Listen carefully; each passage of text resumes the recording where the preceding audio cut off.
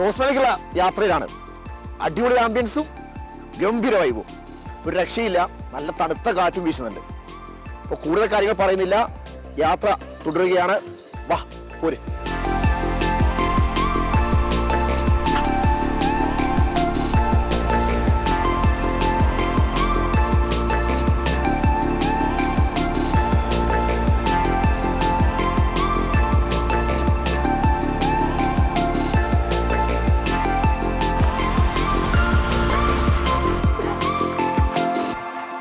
നമ്മൾ എത്തിയിരിക്കുകയാണ് നമ്മുടെ സ്വന്തം റോസ്മലയിൽ.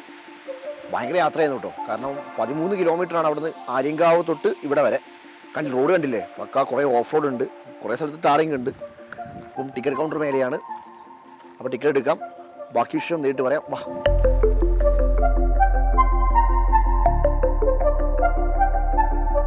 അപ്പോൾ ഇവിടെയാണ് ഓഫീസ്. ഇവിടുന്ന് വേണം നമുക്ക് ടിക്കറ്റ് എടുക്കാൻ. പി ഹരീഷ്. സുരേഷ്. സ്ഥലം എവിടെ? സ്ഥലം കൊല്ലം. കൊല്ലം. ഞാൻ കോഴിക്കോട്. പിന്നെ നല്ല കാറ്റില്ലേ? അതെ അതെ അതെ. റോസ്മലയിലൊരു പ്രത്യേകതയാണ് ഈ കാറ്റ്. കാറ്റ് ഫുൾ ടൈം ഉണ്ടാവും. തണുപ്പുണ്ട് രാത്രി ചില സമയങ്ങളിൽ. ആണോ? നമുക്ക് വിട്ടാലേ മേലേക്ക്. എങ്ങോട്ടാ പോകണ്ടേ? ഇവിടുന്ന് ഒരു 100 മീറ്റർ അത്രയേ ഉള്ളൂ നടക്കാൻ. അത്രേ ഉള്ളൂ.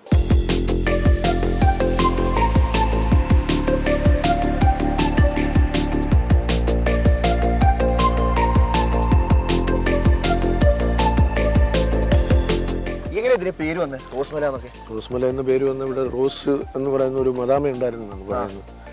പല പല കഥകളാണ് നാട്ടുകാരുടെ ചോദിച്ചത്. ഞാൻ കേട്ട കഥ എന്താ വെച്ചാൽ, ഈ മദാമയുടെ ഒരു മകളുണ്ടായിരുന്നു മദാമയ്ക്ക്. അവളെ പേര് റോസ്മേരി എന്നായിരുന്നു.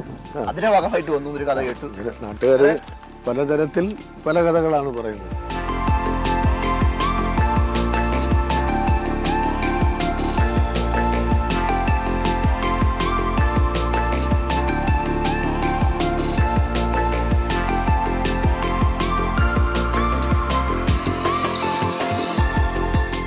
ആനയുണ്ട് ഇവിടെ.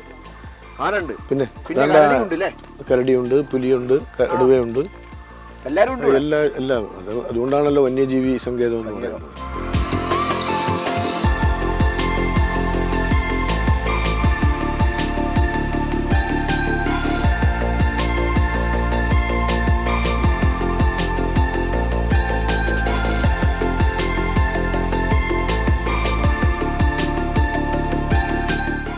നമ്മളെത്തി. അതെ, ഇതാണ് വ്യൂ ടവർ. അതെ, ഇത് കാണാനാണ് ആളുകൾ. അതെ അതെ, എല്ലായ്പ്പോഴും ഇല്ല, ഫുൾ ടൈം ഇല്ല, എല്ലായ്പ്പോഴും ഇങ്ങനെ ഉണ്ടാവണമെന്നില്ല കാറ്റ്. ഇന്നിപ്പോ എന്തായാലും നിങ്ങൾ വന്നതുകൊണ്ടായിരിക്കും നല്ല കാറ്റ്.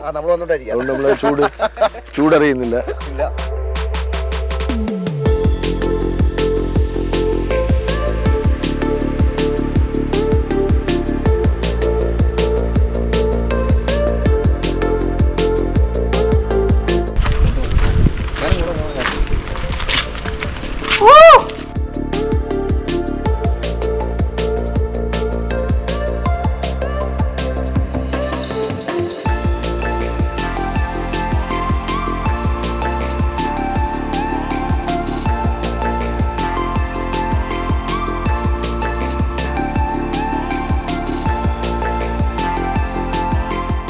നമുക്ക് മേലെ നിന്നുള്ള വ്യൂ പോയിന്റ് അല്ലേ?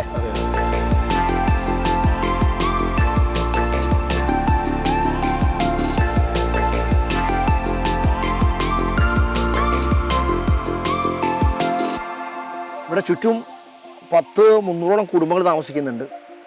ഭയങ്കര ലൈഫാട്ടോ, വേറൊരു ഫീലാണ് മൊത്തം. അപ്പം എല്ലാവരും വന്നോളുക.